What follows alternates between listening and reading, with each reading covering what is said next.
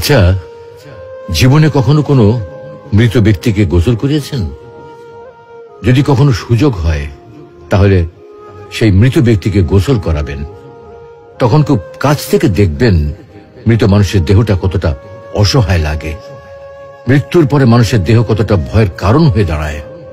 সুযোগ পেলে রাতে লাশটা পাহারা দেবেন, তখন বুঝতে পারবেন প্রিয় মানুষটার লাশ রাতের বেলায় আপনার কাছে কতটা অদ্ভুত লাগে, কতটা ভয়ের কারণ হয়ে ওঠে, কতটা আতঙ্কের কারণ হয়ে যায়।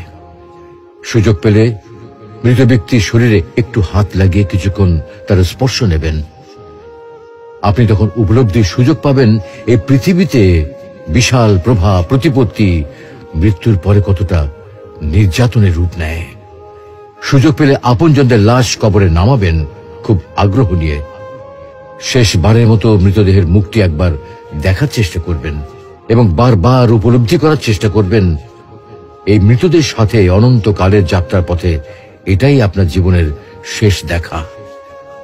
সুযোগ পেলে মাঝে মধ্যে কবরস্থানে গিয়ে নীরবে কিছুক্ষণ দাঁড়াবেন। এরপর মনে মনে চিন্তা করবেন জীবনের লাভ ক্ষতির হিসাব।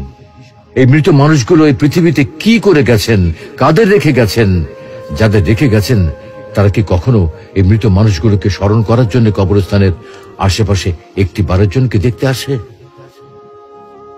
আমাদের জীবনটা বড় অদ্ভুত, বৈচিত্র্যময়।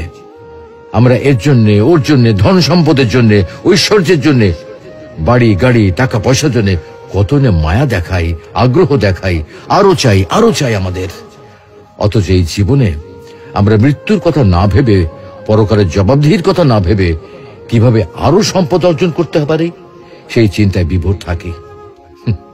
হায় রে জীবন, এখনো সময় আছে, ফিরে আসুন মহান রবের দিকে।